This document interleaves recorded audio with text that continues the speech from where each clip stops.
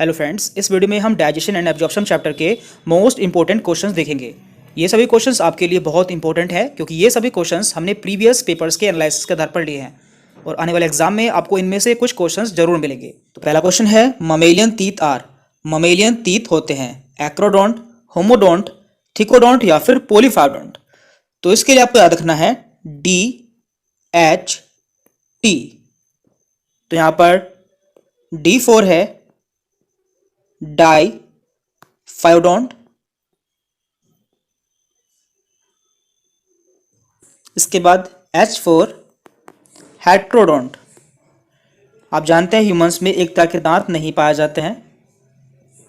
And T4 है थिकोडोंट, इनके दांत जॉ बोन में धंसे रहते हैं। तो आपको ये तीनों टर्म याद रखनी है, आपको इनमें से एग्जाम में कोई भी टर्म देखने को मिल सकती है। तुम्हारा आंसर होगा यहाँ पे C, thecodont. The inner most layer of the digestive tract is, digestive tract की सबसे इनर मोस्ट या फिर सबसे अंदर की लेयर होती है सिरोसा, म्यूकोसा, सब म्यूकोसा या फिर ल्यूमेन। तो देखिए डाइजेस्टिव ट्रैक्ट कुछ इस तरह का होता है, यानी कि गोल होता है। इसमें हम इसके बीच वाले पार्ट को ल्यूमेन कहते हैं, ल्यूमेन कहते हैं। तो हमें ये लेयर देखनी है। तो ये सबसे अंदर की लेयर है और ये सबसे बाहर की लेयर है। तो देख लेते हैं, सबसे अंदर की लेयर होती है म्यूकोसा, म्यूकोसा, उसके बाहर सब म्यूकोसा, देन इसके बाहर होती है muscular layer, muscular layer, and सबसे बाहर होती है सिरोसा। आपको इसे इसी ऑर्डर में याद रखना है। तो यहां पर हमसे पूछा है सबसे अंदर की लेयर, तो हमारा आंसर होगा यहां पे B, म्यूकोसा। इसके बाद Cripps of Lieberkuhn are present in, crypts of Lieberkuhn कहां पाया जाता है? तो देखिए यहां पे ऑप्शंस हैं इंटेस्टाइन, स्टमक, ईसोफेगस या फिर ऑल ऑफ दिस। तो क्रिप्स ऑफ लीबर कुने स्मॉल इंटेस्टाइन में पाए जाते हैं बिटवीन द विलाई, और इनमें दो सेल्स पाई जाती हैं, दो तरह की सेल्स पाई जाती हैं, Paneth cell and argentaffin cells, argentaffin cells, जिनमें से पेनेथ सेल हमारे डाइजेस्टिव ट्रैक्ट में डिफेंस मैकेनिज्म बनाती है, जबकि अर्जेंटा फिन सेल द्वारा सीरोटोनिन सिक्रीट होता है जो कि स्मूथ मसल कॉन्ट्रैक्शन में हेल्प करता है। तो हमारा आंसर है यहाँ पे A, इंटेस्टाइन, स्मॉल इंटेस्टाइन। अगला क्वेश्चन है, the sphincter of Oddi is present between, sphincter of Oddi किसके बीच में पाया जाता है?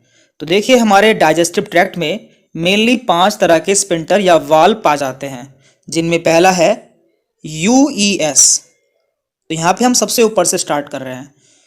इसकी फुल फॉर्म है अपर ईसोफेजियल स्पिंक्टर। तो ये फेरिंक्स एंड ईसोफेगस के बीच में पाया जाता है। इसके बाद है LES, लोअर ईसोफेजियल स्पिंक्टर। तो ये ईसोफेगस एंड स्टमक के बीच में पाया जाता है, तो आप इसे नोट भी कर सकते हैं। इसके बाद है पाइलोरिक, पाइलोरिक स्पिंक्टर, ये स्टमक एंड स्मॉल इंटेस्टाइन के बीच में पाया जाता है। इसके बाद है स्पिंटर ऑफ ओडाई। तो ये hepato pancreatic duct, hepato pancreatic duct and duodenum के बीच में पाया जाता है। एंड लास्ट है इलियो सिकल स्पिंक्टर, जो कि इलियम एंड कोलन के बीच में पाया जाता है। तो इलियम क्या है? इलियम है last part of small intestine and colon है first part of large intestine. तो यहां हमसे पूछा है स्पिंटर ऑफ ओडाई, तो हमारा आंसर होगा यहाँ पे D, hepato pancreatic duct and duodenum के बीच में पाए जाने वाले स्पिंक्टर को स्पिंक्टर ऑफ ओडाई कहते हैं। अगला question, which of the following does not produce any digestive enzyme, इनमें से कौन कोई डाइजेस्टिव एंजाइम प्रोड्यूस नहीं करता। तो यहाँ पे ऑप्शंस हैं एसिनी ऑफ पैंक्रियास, लीवर, स्टमक या फिर ड्यूडेनम। तो देखिए एसिनी ऑफ पैंक्रियास द्वारा पैंक्रियाटिक एमाइलेज, लाइपेज, न्यूक्लियस आदि एंजाइम प्रोड्यूस होते हैं। इसके बाद है बी लीवर, तो लीवर बाइल प्रोड्यूस करता है। लीवर द्वारा कोई भी एंजाइम प्रोड्यूस नहीं होता है, तो हमारा आंसर होगा यहाँ पे बी, क्योंकि लीवर कोई भी एंजाइम प्रोड्यूस नहीं करता है। जबकि स्टमक पेप्सिनोजन, आप जानते हैं पेप्सिनोजन एंड HCl सिक्रेट करता है, जबकि ड्यूडेनम माल्टोज, माल्टेज, पेप्टिडेज आदि सिक्रेट करता है। तो यहाँ पे आंसर है liver. Brunner gland are found in sub mucosa of stomach, wall of rectum, sub mucosa of duodenum या फिर म्यूकोसा ऑफ इलियम। तो देखिए Brunner gland sub mucosa of duodenum में पा जाती है एंड म्यूसिन सिक्रीट करती है, जो कि हमारी म्यूकोसा को प्रोटेक्ट करता है एसिड से। तो हमारा आंसर होगा यहाँ पे सी, सब mucosa of duodenum. Which of the following is the structural and functional unit of the largest digestive gland. तो देखिए यहाँ पे दो क्वेश्चन है। पहला कि सबसे बड़ी लार्जेस्ट ग्लैंड कौन सी है और उसका स्ट्रक्चरल एंड फंक्शनल यूनिट क्या है। तो यहाँ पे ऑप्शंस हैं Kupffer cells, hepatic lobules, Glisson capsule या फिर क्रिप्ट्स ऑफ लिवर कोने। तो देखिए कुफर सेल क्या है, फेगोसिटिक सेल है, फेगोसिटिक सेल्स हैं जो कि लीवर में पा जाती हैं। इसके बाद यहाँ पे दिया है हिपेटिक लोब्यूल्स, तो हमारा आंसर है hepatic lobules. Hepatic lobules is the structural and functional unit of liver. इसके बाद है गिल्सन कैप्सूल, तो कवरिंग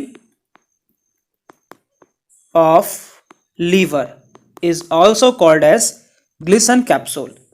एंड इसके बाद है क्रिप्स ऑफ लिवर कोने, तो ये हम देख चुके हैं, जो कि विलाई के बीच में पाया जाता है एंड इसका सिक्रेटरी फंक्शन होता है।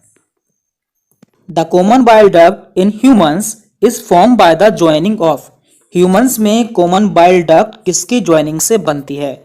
तो देखिए लीवर से दो डक्ट निकलती हैं, तो ये हमारा लीवर है, इससे दो डक्ट निकलती हैं इस तरह से। इनमें से इनकी डक्ट को कहते हैं हम बाइल डक्ट, बाइल डक्ट या फिर हिपेटिक डक्ट। उसी तरह गॉल ब्लैडर से एक डक्ट निकलती है, इसे हम कहते हैं सिस्टिक डक्ट, सिस्टिक डक्ट। तो ये तीनों डक्ट आपस में मिल जाती हैं इस तरह से।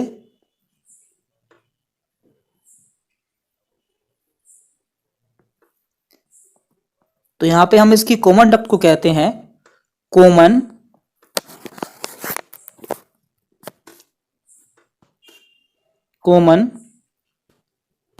बाइल डक्ट या फिर कॉमन हिपेटिक डक्ट। तो हमारा आंसर होगा यहाँ पे B, cystic duct from duodenum and hepatic duct from liver के आपस में मिलने को हम कहते हैं कॉमन बाइल डक्ट। इसके बाद pH of saliva is, saliva की पीएच कितनी होती है। तो देखिए सलाइवा की पीएच होती है 6.5। इसके अलावा गैस्ट्रिक जूस की पीएच होती है 1.5 to 3.5। बाइल जूस की पीएच होती है 7 से 8 एंड पैंक्रियाटिक जूस की पीएच होती है 8.4। तो आपको इन सभी को नोट कर लेना है। इसके बाद सक्कस एंटेरिकस इस term use for, succus entericus term किसके लिए यूज करते हैं। तो देखिए आपके एनसीईआरटी में दिया है secretion of Bruce border cells of mucosa plus secretion of goblet cell. Goblet cell is called succus entericus. तो it is digestive juice of intestine. Pancreatic juice helps in the digestion of. Pancreatic juice किसके digestion में help करता है? तो देखिए हमारी body में मुख्यतः 4 तरह के जूस पाए जाते हैं, जिनमें है saliva, bile, pancreatic juice and intestinal juice. तो इनमें से सलाइवा मुख्यतः स्टार्च का डाइजेशन करता है, जबकि बाइल फैट का डाइजेशन करता है, जबकि pancreatic juice protein, fat and carbohydrate तीनों का डाइजेशन करता है। तो इसलिए इसे कंप्लीट डाइजेस्टिव जूस कहा जाता है। इसके अलावा intestinal juice amino acid and glucose का डाइजेशन करता है। तो हमारा आंसर होगा यहाँ पे D, proteins, fat and carbohydrate. Enzyme trypsinogen is changed to trypsin by. Trypsinogen को ट्रिप्सिन में कौन कन्वर्ट करता है? गैस्ट्रिन, एंट्रोपेप्टिडेज, एंट्रोगेस्ट्रॉन या फिर सिक्रेटिन। तो देखिए ट्रिप्सिनोजन एक एंजाइम है जो कि इनएक्टिव एंजाइम है। ये पैंक्रेटिक जूस में पाया जाता है। इसे इंटेस्टिनल म्यूकोसा में पाया जाने वाला एंट्रोपेप्टिडेज या फिर एंट्रोकाइनिन ट्रिप्सिन में कन्वर्ट कर देता है, जो कि इसकी एक्टिव फॉर्म होती है। इसके बाद most of the fat digestion occurs in rectum, stomach, colon या फिर स्मॉल इंटेस्टाइन।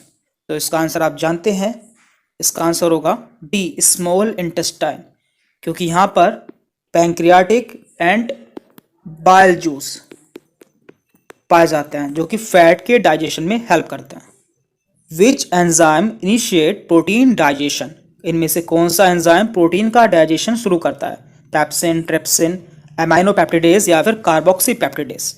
तो देखिए जब भी हम अपने डाइट में प्रोटीन लेते हैं, यानी कि प्रोटीन इन डाइट, तो जैसे ही ये हमारे स्टमक में आता है तो हमारे स्टमक में मौजूद पैप्सिनोजन पैप्सिन में कन्वर्ट हो जाता है। पैप्सिनोजन पैप्सिन में कन्वर्ट हो जाता है और इसे कन्वर्ट कौन करता है? HCl, यानी कि HCl पैप्सिनोजन को पैप्सिन में कन्वर्ट कर देता है, जो कि प्रोटीन का हाइड्रोलाइजेशन करता है। इसके बाद यह प्रोटीन स्मॉल इंटेस्टाइन में आता है। यहाँ पर ट्रिप्सिन एंड काइमोट्रिप्सिन उसे डाइपेप्टाइड में तोड़ देता है एंड फाइनली वो अमाइनो एसिड में कन्वर्ट हो जाता है, जो कि हमारे ब्लड स्ट्रीम में आ जाता है। यानी कि हमारे प्रोटीन का डाइजेशन पैप्सिन एंजाइम शुरू करता है, इसलिए हमारा आंसर है यहाँ पे ए। एंड लास्ट क्वेश्चन है and product of protein digestion is. Protein digestion का एंड प्रोडक्ट क्या होता है? शुगर, अमाइनो एसिड, न्यूक्लियोटाइड या फिर अमोनिया। एंड इसका आंसर आपको कमेंट करके बताना है।